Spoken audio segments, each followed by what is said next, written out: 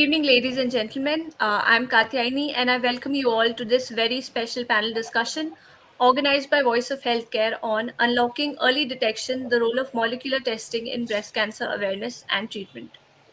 Please join me in welcoming our distinguished panelists for today.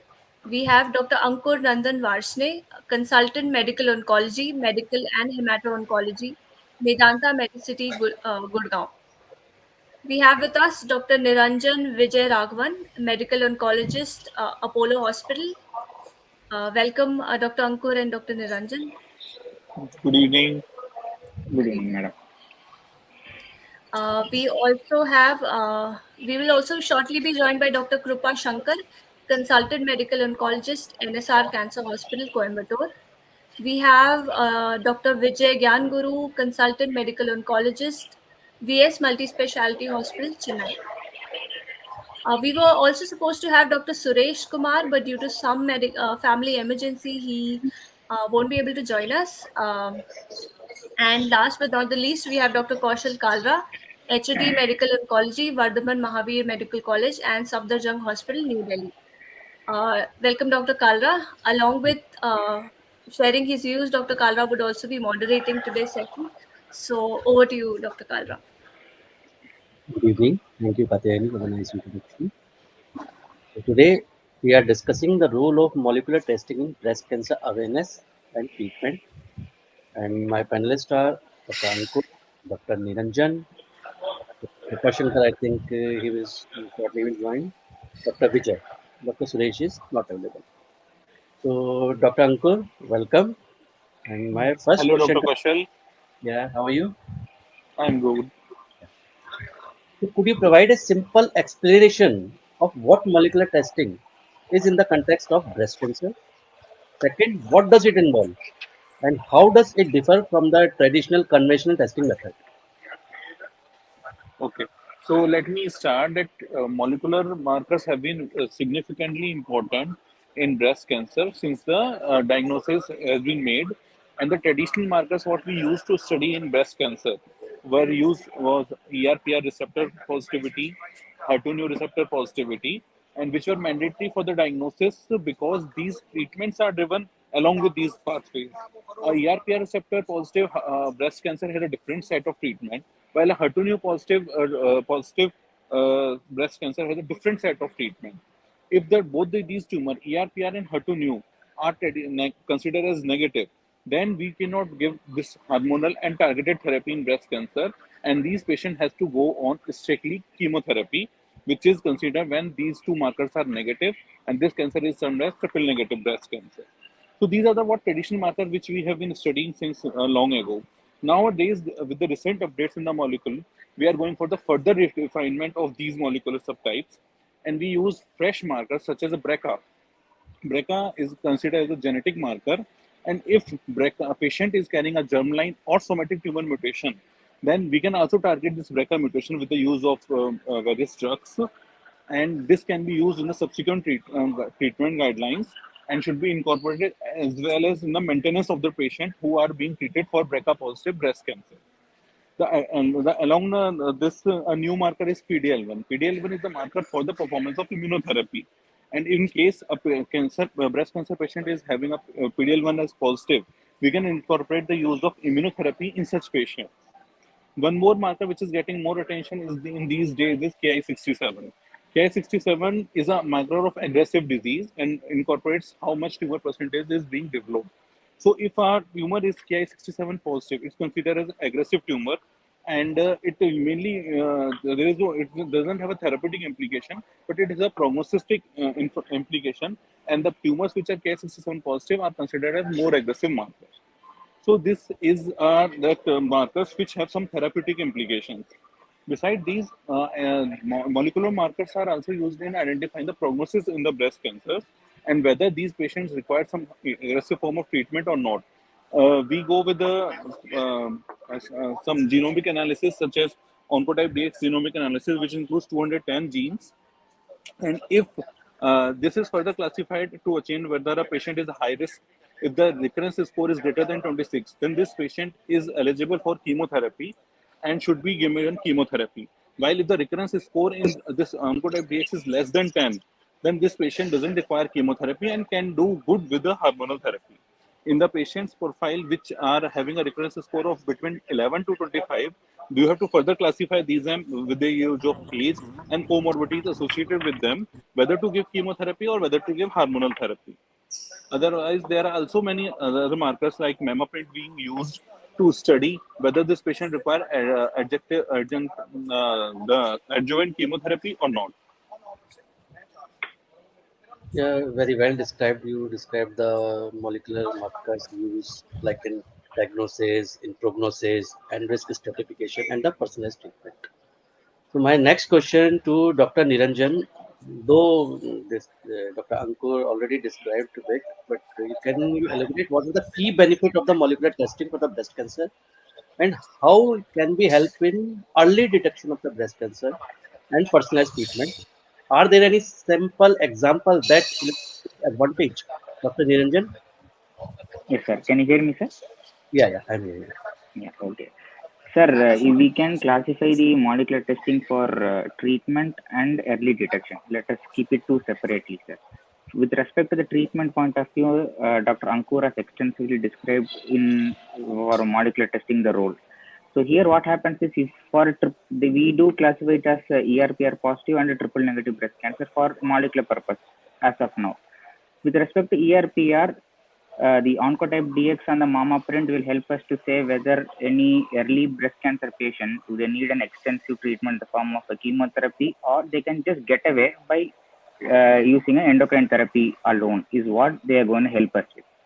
The majority of the molecular testing are now focused on the triple negative breast cancer. There are a new molecular classification given by Bernstein and to know what are the different types of triple negative breast cancer.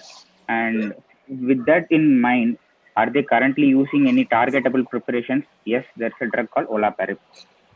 For patients who are having a germline BRCA mutation, we can treat them by using a drug called olaparib. So that is the significance of a treatment option, or in other words, a personalized treatment. And there is also a drug called talazoparib, which is used in the metastatic. They are called PARP inhibitors, as you know, which can be used in the treatment modality. So now coming on to another form of personalized treatment is a PDL1 assay, which Dr. Ankur has previously mentioned. In metastatic setting triple negative breast cancer, those who have a PD expression more than 10%, immunotherapy do play a major role in their treatment. So in other molecular testings that do help is what we see is like a PIK3CA mutation assay for using alpelisib or a ESR1 mutation for ERPR positive tumors, which help in treatment with elacestrant or fulvestrant. So with that treatment aside, how does a molecular testing help in early detection? Let us assume I have a patient of breast cancer. It's better I explain with an example. I have a patient sitting in an OPD who is like a 49-year-old young female with breast cancer. She falls at high risk, so I do genetic testing for hereditary breast and ovarian cancer panel, and it turns out to be that she has a BRCA mutation. We do take care of the treatment for her. But the question is, she is at risk of developing breast cancer in the opposite breast also. So that helps us to frequently screen using a mammogram and an MRI every 6 monthly, so that the interval growth of any new disease can be picked up early for the same patient. That is one. Second thing, a breast cancer patient with BRCA is also at risk of developing ovarian cancer later on. So we can detect early by either screening, which is less effective in ovarian cancer, or another word, you can do a risk-reducing salping oophorectomy, which sometimes can harbor an occult disease, which can also be detected early. That is the significance for the patient who has a breast cancer, genetic germline BRCA positive breast cancer.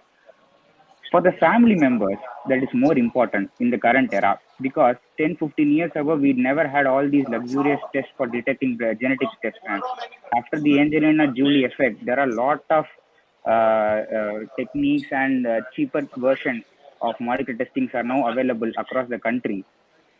We for any person who is detected to have a germline mutation which is susceptible for a breast cancer, the first degree relatives of the patient, being their parents, their siblings, and their kids, have to be screened. And if they are detected to have the germline mutation in BRCA1 or 2, they should start screening at the age of at least 25 to 30 years. So, if not, at least 10 years younger than the youngest family member in the family who got detected to have a breast cancer. In that way, we do detect a very early breast cancers, which drastically changes the treatment outcome. So, these are the ways in which molecular testing can help in treatment as well as early detection of a breast cancer. Yeah, Dr. Niranjan, you said a very nice thing that is not only targeting the patient. The early detection is usually in the family members. Protection also is awareness also. If this family member is also in the risk, in the correct time they should undergo this early screening, early test, and for the risk reducing surgeries like as you mentioned about the Angelina Jolie. So this is very important part of this early detection in this molecular analysis. Yes, sir. So my next question to Dr. Kripa, is he here? Yeah, I'm here, very much here. Hello. Yeah, yeah. Hi. Good evening. Hi. So my next question is to you: who is eligible for the molecular testing in breast cancer? Is it suitable for the all patients, or there are specific criteria, or specific subgroup, or situation where it is particularly useful? Absolutely. So I think, first, just to, clear a few basic questions are, first of all, molecular testing signifies also a part of genetic testing, because genetic testing is also done molecularly. So number one, as was rightly pointed out, genetic testing should be offered to anybody with a diagnosis of breast cancer, number one. But even most particularly if they are young female, less than 45 years of age, if they've been diagnosed with breast cancer, if they have a strong family history, if they have bilateral breast cancer, or any male breast cancer, or if they have an Ashkenazi Jew ancestry, all of these people should definitely have genetic testing done, which is also a form of molecular testing. And again, there are three implications of this. One is you will also be able to figure out their risk of developing a contralateral breast cancer or even ovarian cancer, or if they are at a risk for developing other cancers as well, number one. And number two, if they have a particular mutation, then you can also screen the other family members. And last of all, but certainly not the least, you're looking at therapeutic implications as well. Meaning, if you have a particular mutation, then we have drugs which are capable of acting on that particular mutation called PARP inhibitors, which work in BRCA mutated individuals. So that's as far as genetic testing is concerned. Now, moving on to actually molecular testing as well. Again, remember that you can do molecular testing to subtype the breast cancer as well. We talk about types of breast cancer: hormone receptor positive, triple negative, and HER2 positive. But we can actually subtype them into molecular subtypes of triple negative breast cancer as well. Like, for example, the basal type, the luminal subtype, then the immunomodulatory mesenchymal subtype, and so on and so forth. So, molecular testing is very useful in also subtyping the exact type of breast cancer, number one. And number two, can it be used to monitor therapy? Yes, that's where your CTCs or circulating tumor cells come in. Because, if even if you, let's say, for example, a patient has had surgery and you want to know if there is still some amount of minimal residual disease left behind, you can do CTCs to monitor the disease. And if there are CTCs are absent, then that means the patient has got a better prognosis, likely to do better. That's another implication. And then the third thing, can you pick up recurrences, early recurrences, by doing molecular testing? Absolutely yes. Again, CTCs, circulating tumor cells, which is nothing but the DNA that is shed from the tumors on into the bloodstream. So by picking that up, it actually signifies that the patients who have a positive CTC are likely to develop disease within a year. So you're able to pick the recurrences up early. And again, in the metastatic setting as well, molecular testing is now part and parcel, because we also do comprehensive genomic profiling, or CGP, to understand why a particular drug is not working well for a patient, or why is this patient developing resistance to that particular drug, and how the therapy should be tailored, or what we call as precision medicine, or individualizing treatment according to the patient's needs. And so that's where we are in the current era of molecular oncology. And so these are in broad the indications for doing molecular testing, starting from right up to genetic testing up to the metastatic setting. And also the most recent advance is that you can even do molecular testing for screening for breast cancer. I'm sure most of us would have heard or read about MCEDs, or multi-cancer early detection tests. But it's worthwhile to remember that there is a commercially available test. I mean, like, I can take names here from Datar Genetics, which is called Easy Check, specifically to look for breast cancer. It's a type of screening for breast cancer. meaning you're able to pick it up at an earlier stage based on molecular signatures by doing a CTC or a liquid biopsy. So that's one of the most recent advances as well that's happened. It's got an FDA breakthrough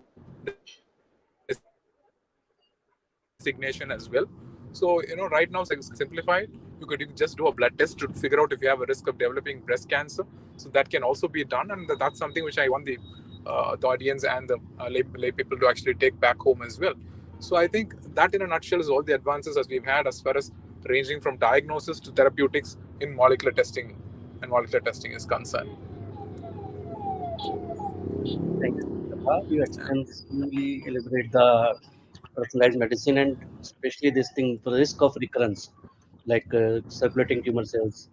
So it is very important part of the treatment as the point for the doctor's point of view for the prevention of the recurrence and starting the treatment and extension of the treatment at the early time. This is a very important part of the curing the patient. Now, Dr. Vijay, are you here? Yes, sir, I'm here. Yeah. Are there any potential drawback or limitations to molecular testing in breast cancer?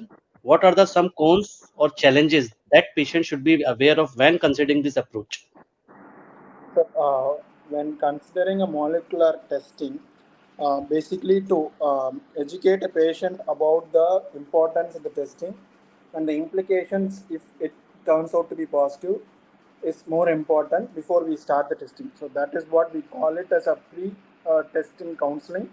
So always there should be a pre-test counseling wherein we make the patient aware about the possibilities. I mean, what are the tests we are going to do, either somatic or germline, and why is it being done for that particular patient, and if it turns out to be positive, what are the implications for that patient and for the other family members. So post proper counseling of the same, when we start the testing, most of the times we end up having a positive test, and then the interpretation of the test becomes difficult when it comes to us as US and something like that. Like your variant of unknown significance, when you are having a strong family history and when you get a variant of unknown significance, in clinical practice, that poses a difficulty, and how do we interpret that same to the patient as opposed to. So this is one. So pre-test counseling is important. That is kind of challenging. Then after the test reports come, the interpretation of the test is going to be difficult for us when it turns out to be a VUS, and we are supposed to translate the same to the patient. And third thing, once it is positive, and we are educating them to kind of involve the family members in the genetic testing, then it becomes even more difficult for them to understand what is the implication if it turns out to be a positive for a non-symptomatic carrier. So we are supposed to give a proper counseling one, and not that every gene which is positive is going to be expressed.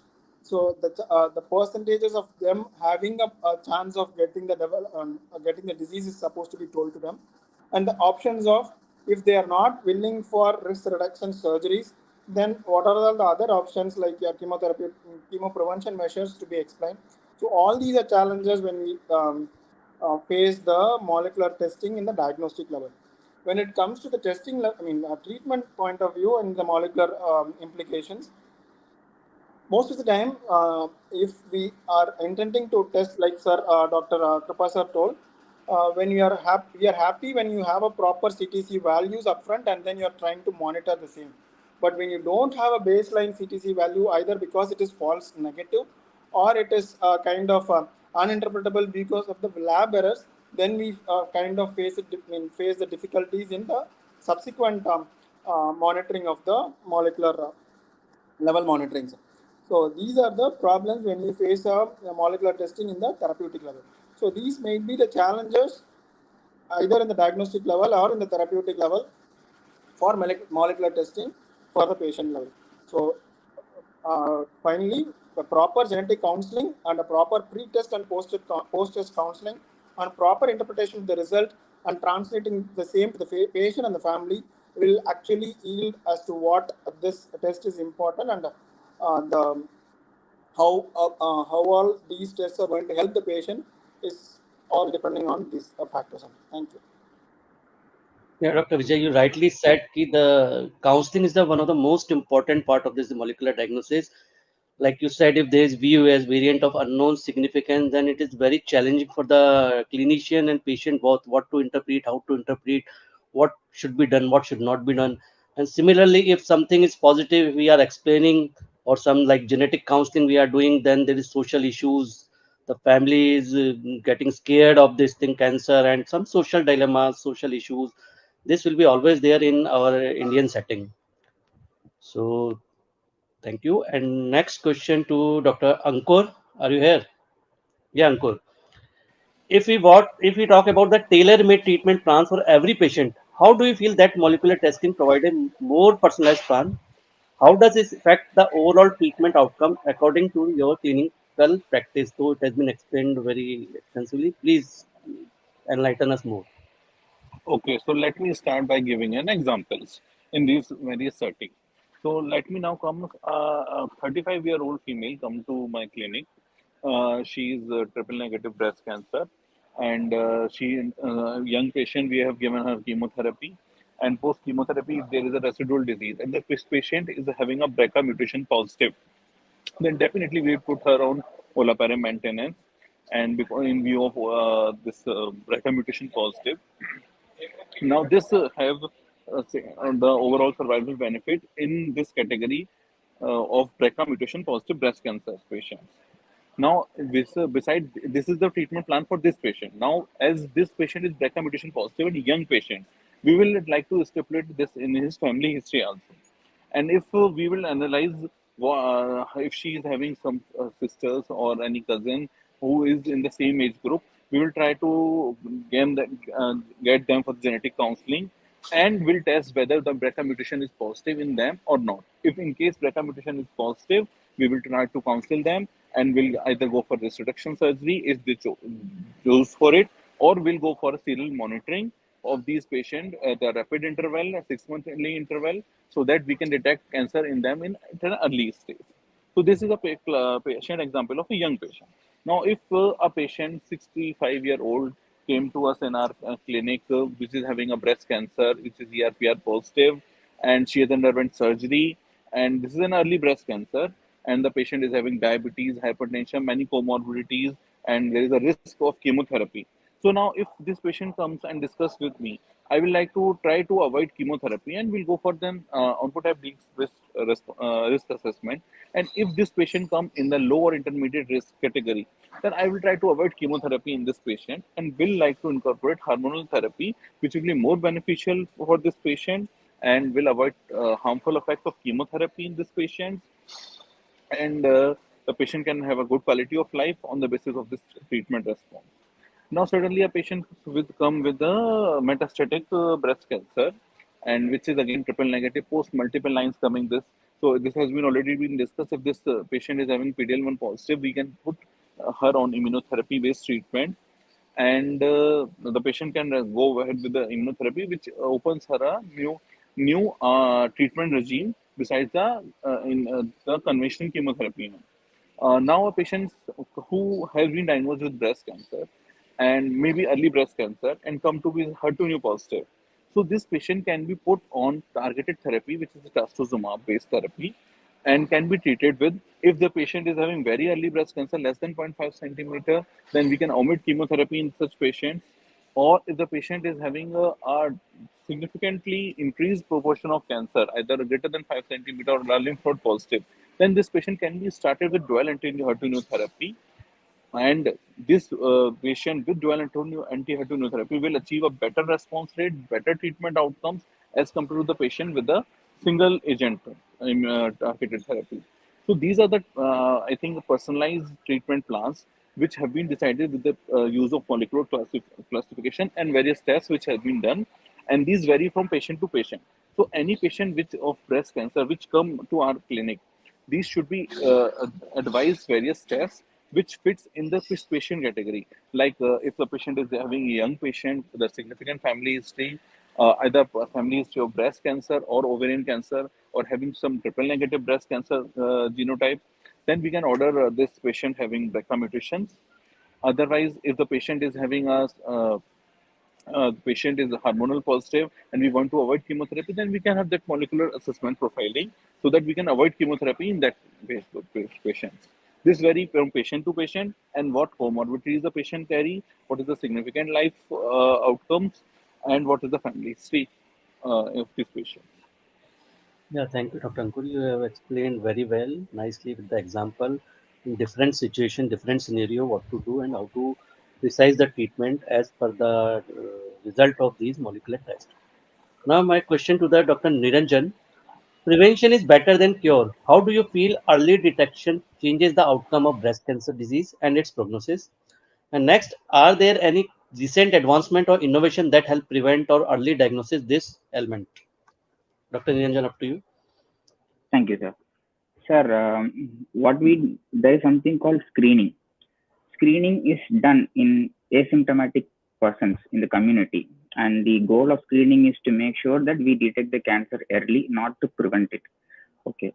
So breast cancer is one where it's a screenable breast cancer. We have different modalities of screening like mammogram, MRI, ultrasound, and many more. So if I screen a cancer and detect it early, does it improve my survival? Is what the main question is. Just by detecting early doesn't mean it is going to extend my survival. That is called lead time. So there are studies which were done. A classical study include a HIP study which shared that doing mammogram at least 3 times reduces the risk of breast cancer related death by 15%. So mammogram plays a very important role in early detection of breast cancer. So screening is one such modality which help us to detect the breast cancer. And the other modalities are the recent advances or innovations with respect to the screening point of view are concerned are from the imaging point of view. We do have what is called we traditionally, when you have a high risk patients or a young patient of breast cancer who have dense breast, we can't just rely on the X-ray mammogram or digital mammogram. So what we do offer is what is called MRI. MRI has high sensitivity to detecting small tumors, and for example, 32-year-old germline BRCA positive women is there for screening. How can I do? There is a possibility that the routine mammogram can miss out. So MR mammogram can be done. But what if the woman is claustrophobic or the traditional MRI say takes it 30 minutes? Can I do something? There's something called abbreviated MRI or also known as fast MRIs, which can be done in 3 to 5 minutes. That is one newer technique or innovation in a screening tool. Another is mammogram is just traditionally a 2-dimensional one. There's something called 3D breast tomosynthesis, which gives a 3-dimensional image of a breast, which helps to detect smaller tumors. Also, when you do mammogram, there's something called compression artifacts, which do overestimate sometimes, which is reduced by using the tomosynthesis. So these are the modalities from the investigations point of view, which are innovations which helps in early detection of breast cancer, or in other words, pick up more early diseases. Now, coming on to the molecular point of view, as Dr. Krupa Shankar sir previously mentioned, there is something called cell-free DNA. There is a special testing called multi-cancer early detection test, which can detect the cancer cells which are shed in the blood, which can be detected using a molecular testing, which performed in a general population or patients who are at high risk of developing breast cancer can pick up disease early. So in this way, innovation in a molecular testing also do play a role in early detection. So what is so much about early detection? When you have a breast cancer localized to the breast, the 5-year survival rates are around upwards of 95%. But the tumor spreads to the axillary node, meaning the loco-regional, the survival drops to around 75 to 80%. I'm speaking on the whole, not about a specific subtype. And when the patient has a stage 4 disease, the 5-year survival rate is around 30%. So when you detect a patient by a screen detected mammogram or techniques, you detect them at an early stage, which are limited to the breast. Thereby, their outcomes are excellent. Hence, prevention is better than cure. At least by early detection, we are trying to reach towards cure. So, thank you, sir. In which subset of patient you are advising MRI? Sir, patients who have a lifetime risk of developing breast cancer is more than 20%, also known as high risk. We do advocate MRI. The classical example is patient who has a germline BRCA positive, let us assume a mother of 50 years, for who are the siblings they have screened, or the daughters they have tested positive for BRCA. For them, we do advise MR mammogram, and MRI and ultrasound has to be done within a span of 6 months, so that the interval cancers which do occur, which are aggressive in a hereditary breast cancer, can be picked up early, sir. So how frequently you are doing? Every 1 yearly, 5 yearly? MRI will be done annually, let us assume, for high risk. But in general population, you should start screening at around 45 years. Up to 54 years, you can offer annual screening. From 55 years onwards, patient can do the screening once in 2 years. And as long as the life expectancy is more than 10 years, or the patient feels it's enough for me to stop, she can stop at that particular age. With respect to MR mammogram, for early breast cancer detection for a germline BRCA positive patients or a HBOC panel positive patient, start the screening at least 25, if not at least at 30 years. Do it annually. Let us assume I do MRI at January every year. I do the ultrasound in July every year, so that the sonomammogram is done at the July, which is 6 months, and MRI comes in within next 6 months. So within the 6 months, any small lesion which is detectable that the interval tumor can be picked up early. Okay. Yeah. Thank you, Dr. Niranjan. Now, Dr. Krupa, my next question to you. How does molecular testing work, and what kind of information does it provide to the healthcare providers? Can you simplify that technical aspect for our audience? Yeah, definitely. So I'll try doing that. I'm not a molecular oncologist, though I'm a clinician, but nevertheless, I shall definitely try doing that and try simplifying it. So the first thing, whenever we talk about molecular testing, I just wanted people to take home the fact that it starts from something as simple as just doing your IHC, also immunohistochemistry, also is a type of molecularly subtyping it or molecular testing. And then you have your FISH, which is nothing but fluorescent in situ hybridization. And then you have your RT-PCR, which is nothing but reverse transcriptase and polymerase chain reaction. And then you have your NGS, or next generation sequencing, which is the most advanced form of molecular testing that is available to us right now. So whenever we talk about NGS, remember that it can be done either on tissue or it can be done from the blood also, which we call as liquid biopsy. So what basically we are looking at is the DNA that gets shed from the blood is what we're looking at in terms of the liquid biopsy. So we look at the circulating tumor DNA, or ctDNA, which gets enumerated, and then you're looking at extracting the DNA from the circulating tumor cells, and then so it all boils down to the basic mechanisms of what we've read in our plus 2 days, probably transcription and translation from DNA.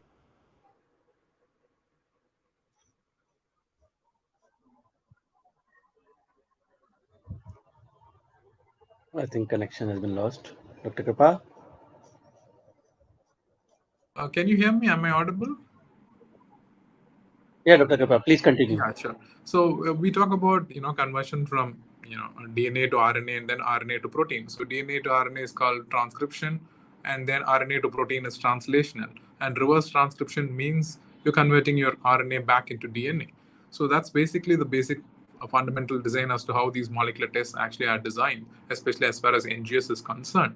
And again, while doing a next generation sequencing, it boils down to the platform, the machine that's being used, which is called MySeq, which is the most commonly used NGS machine across India. And then you're looking at whether the patient has got any particular fusion or insertion or a deletion, meaning these are all particular types of mutations that can happen. And then you're trying to figure out if that is what is actually causing the disease for a particular patient, and that what we call as the driver mutation. And if that is the case, then we have drugs which are capable of working on these particular mutations as well. And you classify these as tier 1 to tier 4. Tier 1 means pathogenic, tier 2 is cyclopathogenic. Meaning pathogenic means it is likely to have caused the disease, or it is likely to have been the reason as to why the patient has developed the disease. And tier 3 is VUS, or variants of unknown significance, which means we're not sure as to what the implications are about that. And tier 4 is benign variants, meaning they're just structural changes, they don't manifest with disease. So, and again, when you look at and the last part of a sequencing is when you actually look at comparing it to a database library, or you look at bioinformatics, because that's where you look at deciphering the information that you get out of a test, and then you look at what particular mutation has actually been picked up and how relevant that is to us in our practice. So there are any number of online tools that can be used as well, like for example, the Cancer Genome Atlas or My Cancer Genome, ClinVar, and all of these are available resources which are freely available online for us to understand the relevance of picking up these particular mutations.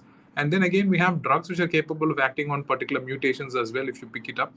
And again, now we are in the era of tumor agnostic therapy, meaning you can just give drugs irrespective of the location of the primary just based on molecular signatures like your MSI, TMB, NTRK, RET, BRAF. These are all tumor agnostic indications, meaning you don't have to worry about the site of the primary. You just have to figure out that this is the molecular signature that's coming out of it, and you can use drugs like immunotherapy. And immunotherapy, just for the lay people understanding, is that you're basically activating your body's own immune system to identify, seek out, and destroy the tumor cells, and that's how immunotherapy actually works for everyone.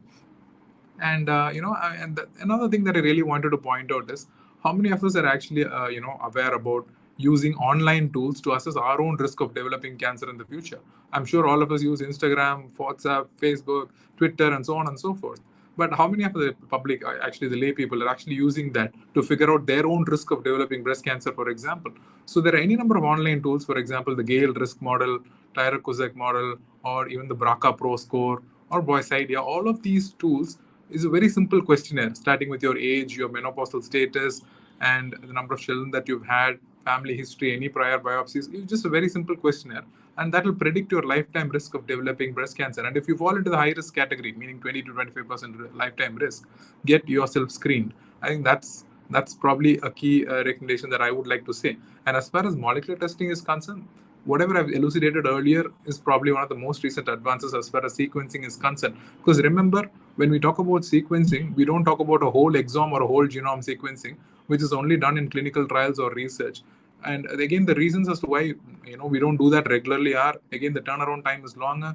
You're looking at a large number of genes. The cost goes up as well exponentially. So, which is why doing a relevant particular gene panel for a particular disease, like let's say, for example, you have somebody with breast cancer, you just look at genes that are relevant to in that particular individual which can cause breast cancer. You don't have to run them through the entire gamut of doing a whole genome or a whole exome sequencing, which may not be relevant to that particular patient. So horses for courses, stick to the primary and then look at regions of interest. And that's how it should be done, because we have technologies like hybrid capture and amplicon based sequencing as well. We are in the current era where we're actually doing that. So I think, in a nutshell, I think we are currently in the molecular era, and that's how the future is going to be as well. Yeah, very rightly said, Dr. Krupa Shankar. The molecular era and the era of the immunotherapy, targeted therapy, precise medicine, not only chemotherapy. These are we are seeing the effect of this thing. Survival is prolonged, and it's very amazing result we are seeing. And for our audience, the mutation, what is mutation we are talking? Like some genes are there which are preventing controlling the cell growth, like BRCA1, BRCA2. These are the normal gene available, present in all human beings. These are genes are there to control the cell growth, cell proliferation, to control the growth. But if there is any mutation, then uncontrolled growth will be there, may be there, and it may turn out to be the cancer, and cancer develops. So by these molecular tests, we find out whether there is any mutations are there or not. If there is a mutation, there is high chances for the cancer. Second thing, some mutations like in BRCA, BRCA2, we have targeted therapy available. If we'll find out if there is any mutation in the body of any patient, so we can treat with the targeted therapy, which is very effective. Targeted therapy will hit only that particular point. So side effects are least due to these targeted therapy.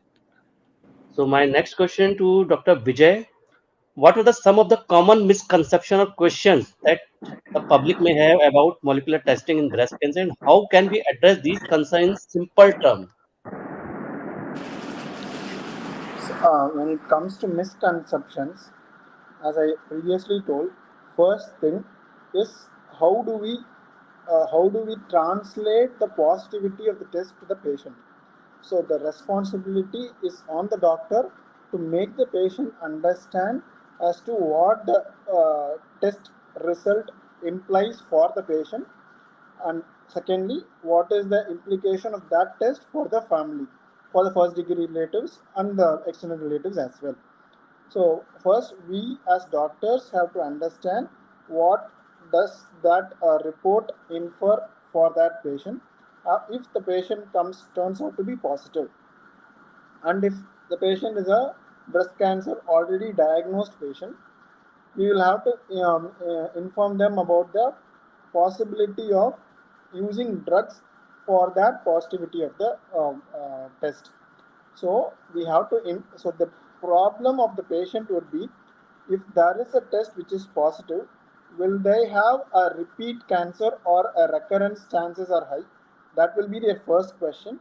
And second question will be whether the treatment going for them is right or wrong based on the molecular testing report. And thirdly, whether this test being positive has a real positive implications of the family, means to say whether everyone who turns out to be positive will have a disease or not. So it's our job to make them understand what positivity means, what is the what are the chances that this positivity will happen through in the family, what is the implications of doing the test in the family, and if the family members test turn out to be negative, are they still very confident of not having the disease? We have to tell them that still they are having the chances as an average person. Like they should not omit their normal screening patterns like your mammogram after 40-45 years or so. Just because the test is negative, they should not be away from the screening modalities. So that should not be a carry home point that test being negative is they will never get a cancer just because the test is negative. So that misconception is to be clear. Second thing, if the test turns out to be positive, then is there a chance of their most common question would be, is they do they have 100% chance of getting the disease? So we should tell them the most probable percentages that they might get a disease. If so, what should be done? What are all the options available before developing the disease, and are there non-surgical options available? So all these parameters, if we explain well, the misconceptions of a positive test, misconception of a test being negative in a family who is already positive, all these problems would be solved. Thank you.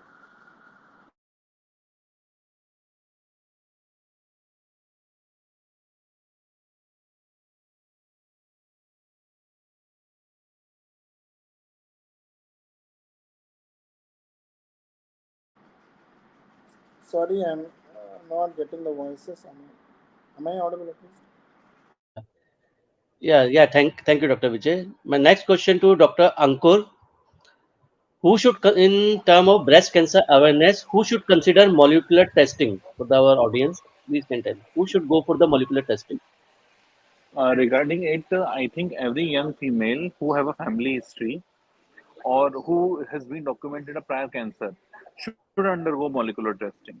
Likewise, if a patient is having any significant family history of any breast or ovarian cancer, post 35 years of age, or otherwise 10 years younger than the youngest member of the family who has got cancer, should consult an oncologist and should discuss about the concept of early detection of these cancers with a after consultation with an oncologist. And we should risk stratification them, and that it has been earlier discussed by many doctors that we should have to undergo risk stratification for these patients and how much risk they carry. If they carry a significantly higher risk, they had to go a frequent imaging like with the use of MRI. Otherwise, we can put these patients on the annual mammogram checkup. Molecular classification is usually recommended in the assessment is recommended when the patient is have either a patient is diagnosed with a breast cancer or have a significant family history, and the person who is having the breast cancer in the family is diagnosed with this BRCA1 or 2 mutation positive.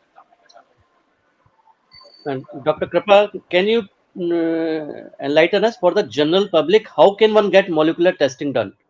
Are there any specialized center where this is available? Please put some light. Dr. Krupa? Okay, no issue. Dr. Niranjan, you can take this question. How can one get molecular testing done? Are there any specialized center where this is available? Uh, Sir, for for general public, first they should go and meet a genetist or at least an oncologist to evaluate the risk of getting a cancer in the first place. And only if they feel like okay, there is a significant risk of them developing a breast or not even breast or in general any cancer, they will guide the patient or general population appropriately. There are various laboratories across the country right now who have the facilities of doing the molecular testing, and it is just a blood sample away or even a cheek swab from your buccal mucus or a cheek. You can collect the patient's DNA, and then you're going to test the normal cells. If at all there is any mutation in normal cells, as Dr. Krupa Shankar sir said, you classify them as pathogenic or rightly pathogenic. So that is with respect to a disease perspective. For a general population, you need to know what am I looking for. Am I looking for, if I do a genetic testing, am I looking out for a specific disease related mutations or on the whole all the cancers? So there are different set of molecular testings which are available for the general population. For example, if I am born into a family who has a long-standing history of a colon cancer, I can undergo a specialized testing only to detect the hereditary colon cancer alone. For example, familial adenomatous polyp or hereditary non-polyposis colorectal cancer. Those are the specific panels which are devised for a colon cancer. For a breast cancer and ovarian cancer, they do club it, what is called a hereditary breast ovarian cancer panel, which detects most of the genes which runs in the family, which is responsible for the breast or an ovarian cancer. Similarly, there are hereditary cancer panels called as comprehensive hereditary cancer panel, which do comprise of mostly around 52 genes, which are responsible for majority of the hereditary cancers, which can be tested in your blood. So the results will take at least 3 weeks time, and they will be cross-referenced to what is called a database, which say whether this mutation, if present, what is the risk of you developing a particular cancer, and if so, you have an option of either screening to detect it early or ways in which you can try to reduce the risk of you developing what is called a risk reducing options, like a prophylactic mastectomy for a breast cancer or a prophylactic salpingo-oophorectomy for prevention of an ovarian cancer. Dr. Niranjan, what is the average cost, like BRCA mutation, if you are doing for the germline or hereditary breast panel, you said, what is the average cost of these tests? Sir, on an average, they do cost around 10,000 rupees. And there are some companies which do have a copay model which encourages more testing to be done. There are some free coupons also available from certain companies. And if at all, they can do it at a reduced cost around 6,000, 8,000 if you are targeting only the BRCA 1 and 2. If you're planning for a hereditary breast ovarian cancer panel on the whole, it costs you around 16 to 18,000. And hereditary comprehensive cancer genome panel costs you somewhere around 25 to 30,000 rupees. Okay. Dr. Ankur, at your site in Delhi also, is it the same, the cost? I think the cost varies from there is a cost variation and varies how many number of genes are you targeting. So the various discounted coupons are available, but I think the cost varies at our center, and it's uh, not. I think Doctor, it's not a cheaper at our center. I Okay. think the full hereditary genomic panel will cost you around 40 to 50,000. Okay, thank you, my all panelists, Dr. Ankur, Dr. Niranjan, Dr. Vijay, Dr. Kripa. So, in summary, awareness is the key to the success over the breast cancer. Now, in the era of the molecular testing, from early detection, screening, so we can find out, we can screen the patient who are in the high risk, we can stratify the patient who is on the high risk, who is on the low risk. According to this, patient should go to the screening. As Dr. Niranjan said, key patient should go for the at early age when there is high risk feature. So high risk, low risk, we can find out by these molecular testing. And second thing, if patient is have developed a cancer, then the risk stratification is also easier by this, like ER, HER2. If triple negative is the high risk always, ER, positive, HER2 negative is the better lower risk, and HER2 new positive is in middle of these two. So again, after this, if there is a other mutation we find out like BRCA mutation or other tests like PDL1 testing or MSI is high. By these tests, we can precise the treatment plan. Not only we are not dependent on the chemotherapy alone now. Now is the era of the immunotherapy and targeted therapy. So if we can find out which therapy should be given, the precisely medicine will give so that least side effect will be there in the patient. Most major of the patient will get the most this thing best treatment patient should get, and patient will survival will be the improve and cure rate will be the improve. So these are the benefit of the molecular test. So now up to the VOH. Katyayani, are you here?